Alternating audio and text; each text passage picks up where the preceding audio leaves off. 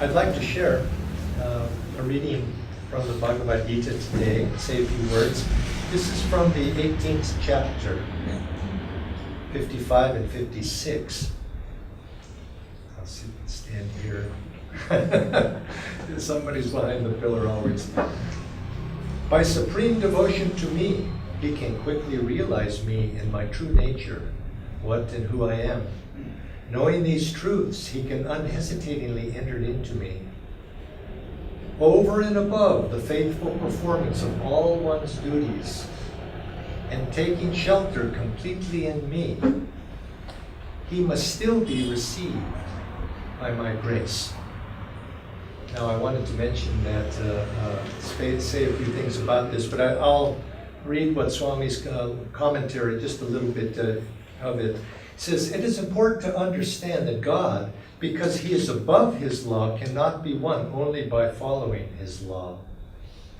No mathematically exact formula can induce him to reveal himself. Man thinks too easily that he himself can cause things to go the way he wants, if only he will make the correct effort. This is notably the attitude of modern science. There's this story, I'll just briefly summarize it, but God was speaking to Narada, Vishnu was speaking to Narada, and wanting to demonstrate to Narada the quality of some of his devotees. And so he said, there's two I want you to test. And so he sent Narada down to the first one, who was an anchorite yogi who had been meditating in the mountains for 50 years, let's say, doing austerities, 12, 15 hours a day, and so on. And so Narada said to this first anchorite who was there, interrupted his meditation and said, God has heard your prayers. And the anchorite said, well, finally, at last. And he says, and Narada says, God, but he wants you to know he will be coming soon to you. But first he is passing 50 elephants through the eye of a needle. And when he finishes, he will come. And the anchorite said, what nonsense is that? Passing elephants through the eye of a needle. He says, I've had it with this God business. It's going to take him forever to pass 50 elephants through the eye of a needle. And I've been waiting, and I've been praying and spending hours meditating. I've had it with this meditations, and that's it. 50 elephants through a needle. Ridiculous. Well, and so anyway, he goes back, and Narada goes back and says, well, and then Vishnu says, well, here's another fellow, go test him. But he's a little bit of an odd fellow. And so he goes to the second devotee, and it's odd, he went to visit him, but there were bottles lying around, and he was a drunk. And God, as Narada says to him, he says, sir, I want you to know that God has heard your prayers. And he says, but he won't come until first he's passing 50 elephants through the eye of a needle. And the man says, oh, that playful fellow, God, that playful fellow, I'm so happy he'll be here in an instant. What is 50 elephants through a needle? A challenge for God. And of course, then Vishnu appeared to him. Well, of course, then he had the right attitude. He says, because he in a sense, he was in love with God. He loved God, and he understood, whereas the other was, in a sense, expecting God to respond to him for the years of austerity. And in this reading today is making this point that we can't approach our spiritual life with that sort of attitude. It's the attitude of love that ultimately wins God to us. But if we approach it, no matter how much we meditate, no matter how much we do our Kriya, no matter how much service we give to this cause or that cause, if it's done with the attitude of I am pleasing God and God will come to me, yes, that's pleasing. It's pleasing, but anything when done in the expectation to come, it's still, no matter what you do outwardly, God comes through grace.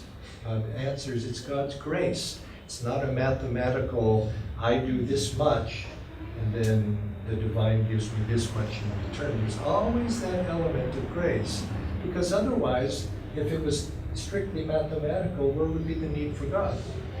It would just be a matter of process, and God is beyond that, and that something more is needed, and it's God's grace that always must be invoked. And what is God's grace, really?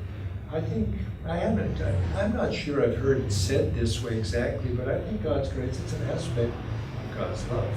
And love is an aspect of God, so love too is beyond the law. And in each one of us, there's that spark of that divine within each one of us. And that divine spark is the spark of love that's within each one of us. That if we blow upon that spark and kindle it, it flowers. And that love is what draws that grace to us. Now, I was thinking about this topic last Sunday in a little slightly different way, because I was doing a satsang in Gurgaon, where I was last week. And I mentioned something about free will, and that Swami Kriyananda once said that you get up in the morning and you pick a tie out of your, onto your shirt. It says even the color of your tie you pick is determined by your karma.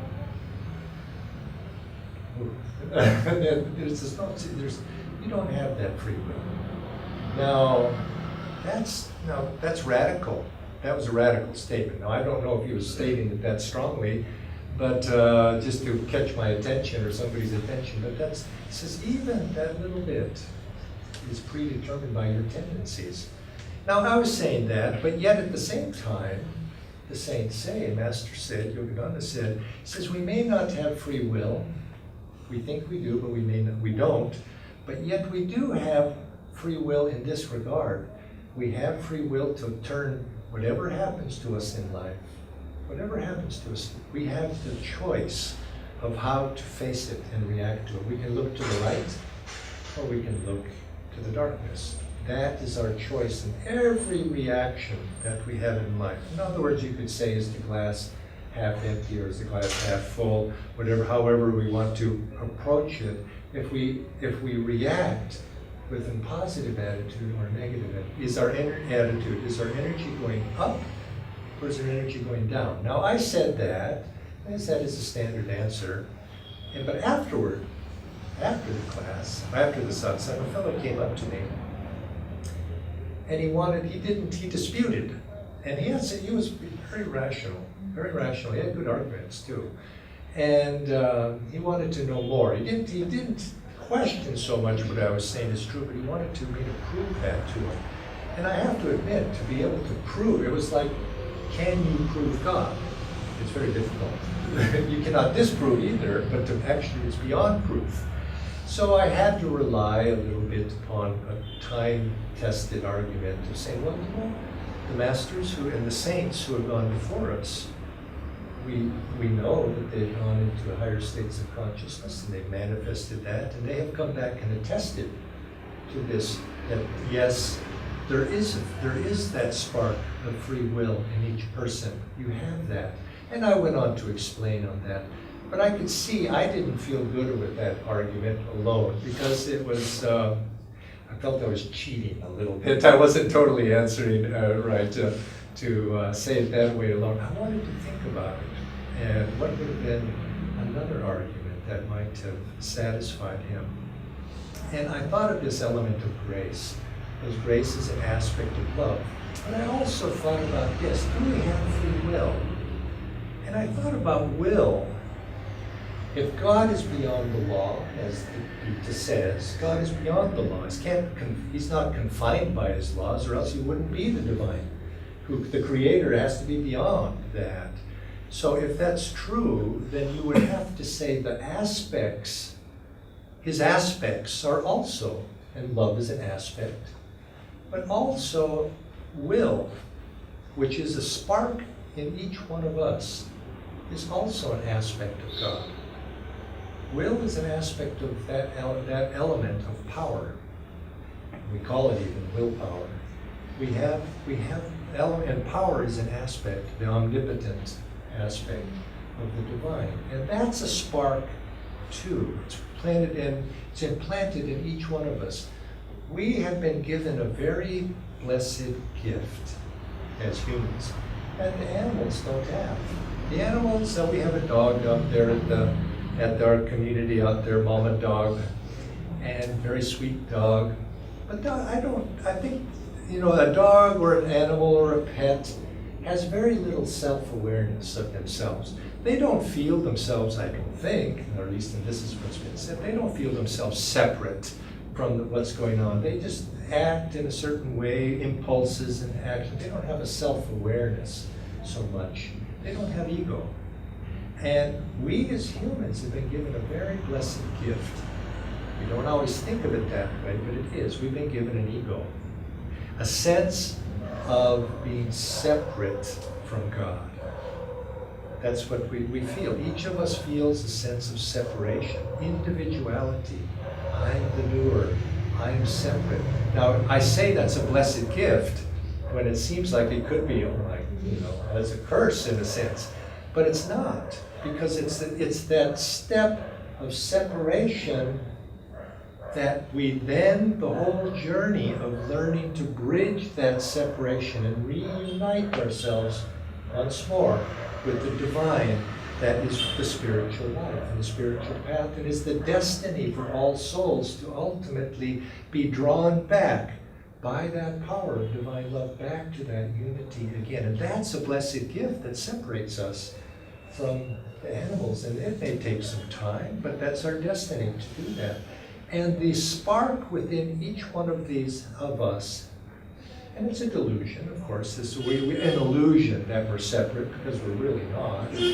Well, implanted in each one of us also is another spark. I mentioned one already, spark of love. That's within each one of us, and a little bit there. But we also have another spark, and that's the will. We have power of will. It's only a spark. Now, what is a spark? It's a flame, but it's not really. It's just a essence of a flame. We have to make it burst into a fire, but it has the same essence as a flame, and that little bit of will is where we begin. And if you look at the teachings, the lessons of Paramahansa Yogananda that he distributed and he wrote, he begins very early with his techniques with the discussion of will. That's where he begins. He says we need to develop the will. We need to develop those exercises that we did out there, those energization. Those aren't for pepping up the body, making us healthy. No, they do that. But they're exercising the will. The greater the will, the greater the flow of energy too.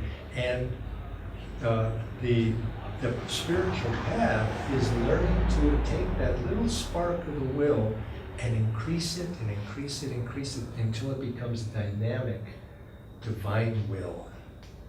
And we puff on it, and just like a little fire, the fire you just, then it bursts up into flame. It's the same with that will. We've been given that gift. And that will ultimately becomes very strong. But it's only when that will has to become strong, lifetime after lifetime becomes very strong. But to the degree that it's directed by ego, it's going to be lead us into difficulties. It doesn't lead us to God. We're in the realm of karma when we work through the ego. Action, reaction. We're in the realm of karma again, and there is no truly free will. When Swami was making that statement, he says, as long as we're in the realm of ego, behind the scenes, where our will is not free. It's bound by karma and tendencies and past actions.